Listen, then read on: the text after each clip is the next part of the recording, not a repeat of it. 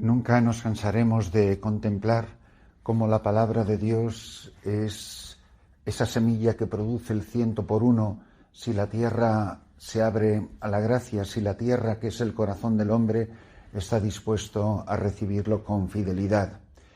Es una maravilla que cada uno de nosotros pueda recibir el don de Dios que nos habla al corazón, una palabra que nos transforma, que nos anima, que nos alienta.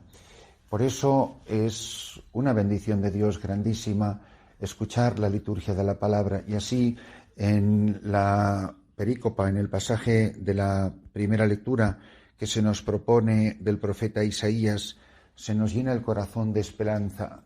Lo que me llama la atención de la primera lectura de este día es que el auxilio del hombre no viene del hombre y el auxilio del hombre no viene de la tierra. Que la solución a mis problemas, que la solución al drama de la humanidad no está aquí abajo, sino que nos viene del cielo. El cielo no es lo que viene después de la tierra. El cielo y la tierra interactúan continuamente. La tierra mira hacia el cielo y el cielo interactúa con la tierra. Por eso nosotros siempre, independientemente de nuestro compromiso con los asuntos temporales, tenemos la mirada levantada hacia el cielo y así escuchamos: yo soy el Señor y no hay otro, artífice de la luz, creador de las tinieblas, autor de la paz, creador de la desgracia. Yo el Señor hago todo esto. Y luego dice: cielos, destilad el rocío, nubes, derramad la victoria, ábrase la tierra y brote la salvación, y con ella germine la justicia. Yo el Señor lo he creado.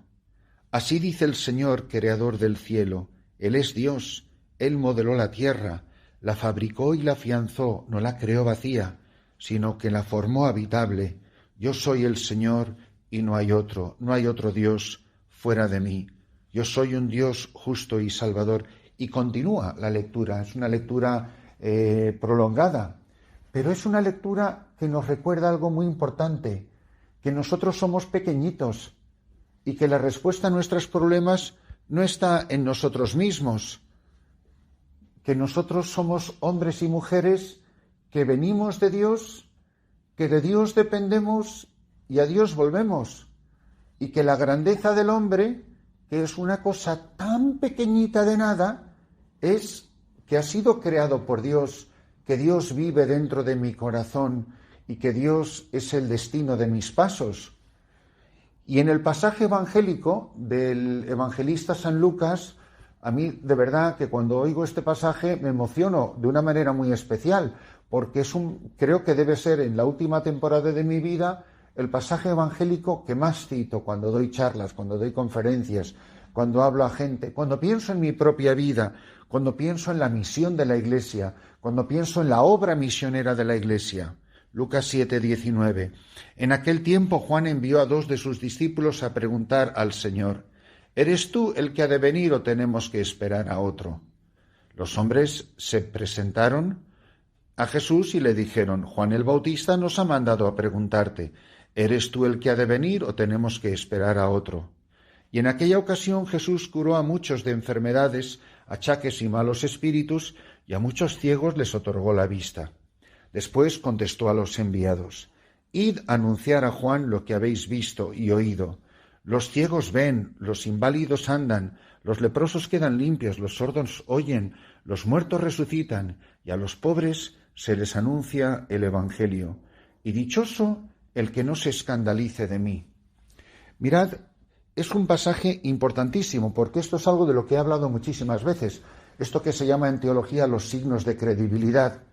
Es decir, Jesús realiza signos para con ellos, manifestando el poder de su gloria, es decir, transmitiendo la presencia de su divinidad a través de su humanidad, de su cuerpo de hombre, de su naturaleza humana, hacer presente el misterio de Dios en la tierra. Segunda idea que a lo que os invito a pararos un momento. Juan el Bautista tiene sus dudas. ¿Eres tú el Mesías? Siempre parece que todo el mundo lo tiene claro. Oye, no siempre todos lo tenemos todo claro en la vida.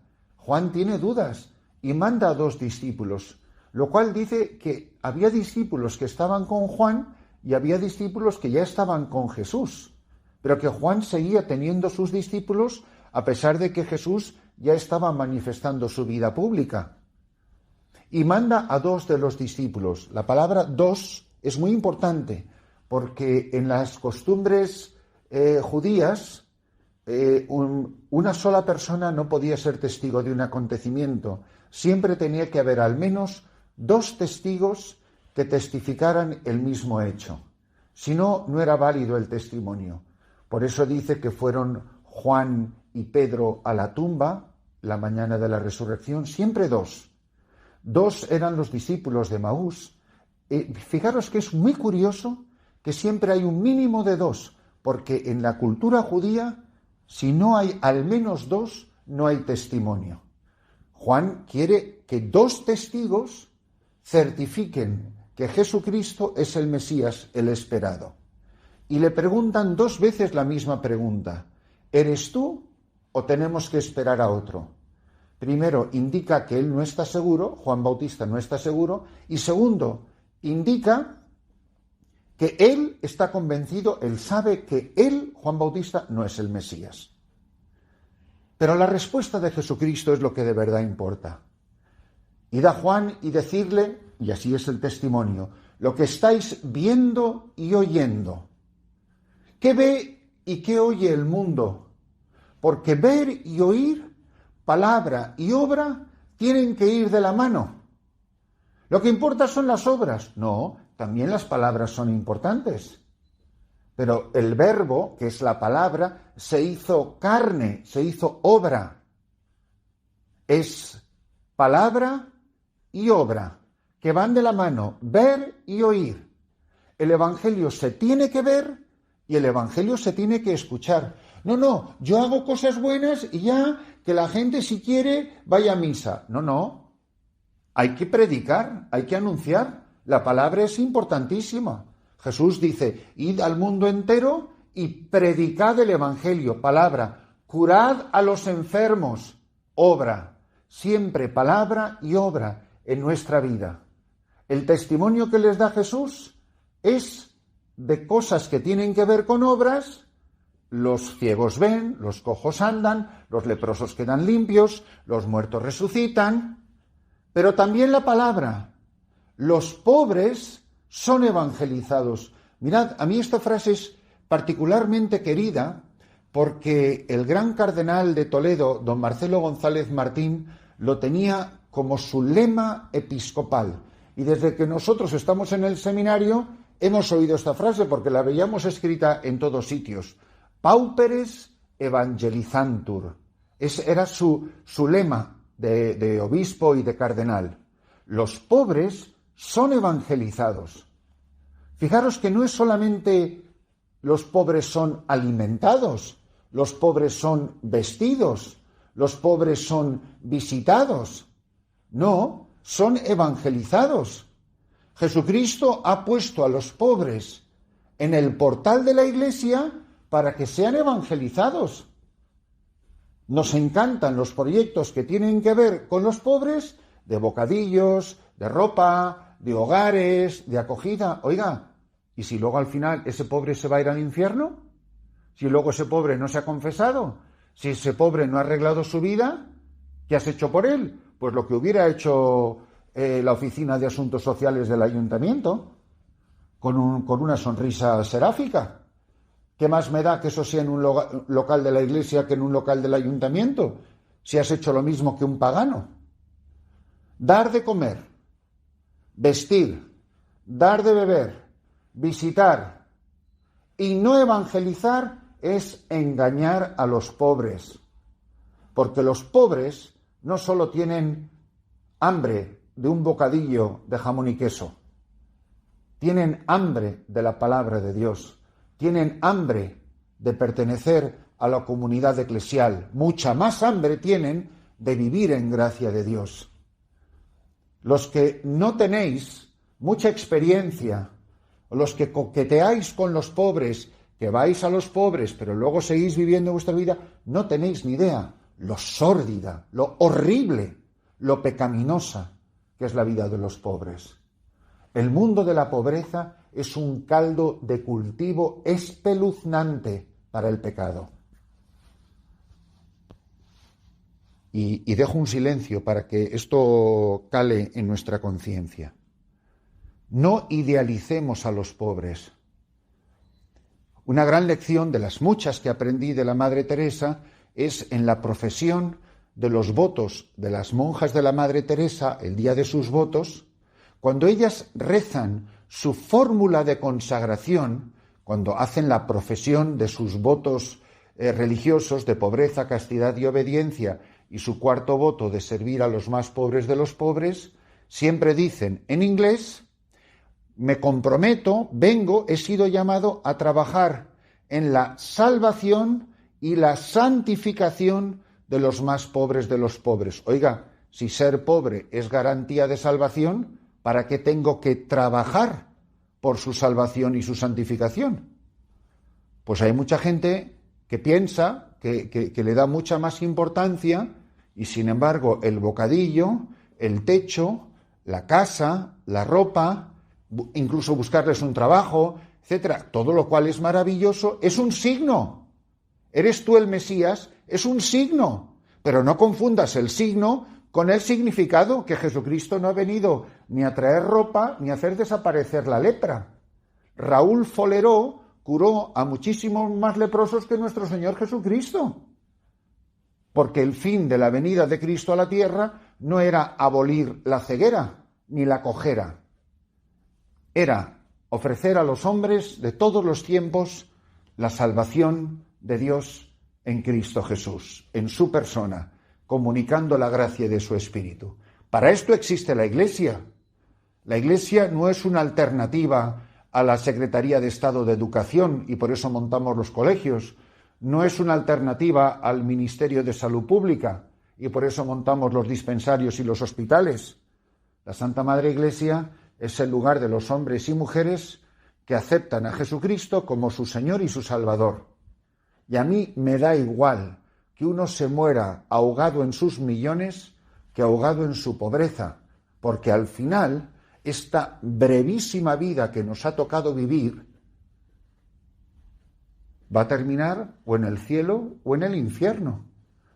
Por eso tenemos una enorme responsabilidad, y yo con esto animo, porque en estos tiempos he tenido la oportunidad de conocer a gente estupenda que está haciendo grandes cosas por los pobres, pero yo muchas veces me pregunto, ¿a cuántos pobres se les enseña el catecismo?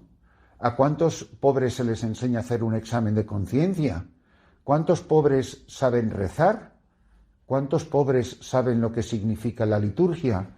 No lo mates de hambre, porque lo estás matando de hambre espiritual. Si fuera un perro, le darías de comer y 3 carantoñas. A los pobres no se les da de comer, de vestir, y se les hace 3 carantoñas simpáticas en un rato que los visitamos. No, son personas, son hijos de Dios, tienen derecho a conocer el rostro de su Padre, tienen derecho a vivir en la dignidad de los hijos de Dios, tienen derecho a acercarse a las fuentes de la salvación, que son los sacramentos. Muchas veces atendemos a los pobres y ni siquiera les preguntamos si están bautizados, o cuánto tiempo hace que no se confiesan, o si les gustaría ir a misa un domingo. Por eso, signos de credibilidad. Que no confundamos el signo, que es los leprosos, los cojos, los lisiados, los muertos, con el significado, que es el anuncio del Evangelio. Pues os animo a que si la Iglesia va a ser la Iglesia de Jesucristo, nos preguntemos todos, mirad, nunca ha estado más de moda la idea de los pobres y el compromiso de la Iglesia con los pobres.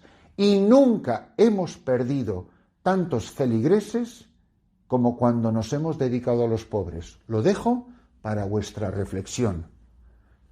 De a 50 años para atrás, desde la asamblea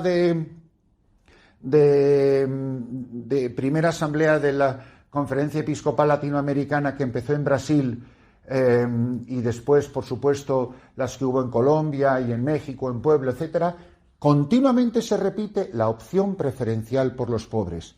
Y una frase muy lúcida que he oído sobre esto dice: la Iglesia optó por los pobres y los pobres optaron por Jesucristo. ¿Y qué es lo que hicieron? Se hicieron protestantes. Qué curioso que en los últimos 50 años Puerto Rico es mayoritariamente protestante, Guatemala es mayoritariamente protestante, Honduras es casi tan protestante como católica. Coger todos los países. Esos no se dedican a dar bocadillos, van predicando la Biblia y predicando la conversión. Nosotros hemos renunciado a la evangelización, no hablamos de Jesucristo, no anunciamos los sacramentos, no queremos que la gente venga a las misas y a las iglesias. Nos dedicamos a ser una monumental ONG, porque en el fondo hemos perdido la fe nosotros los evangelizadores. Somos sal que se ha vuelto sosa. Pauperes evangelizantur. Si los pobres no son evangelizados, somos sal que ha perdido el sabor y no sirve, como dice Jesús, más que la pise la gente. Ay de nosotros, ay de mí, dice San Pablo, si no evangelizo. No si no doy bocadillos, si no evangelizo.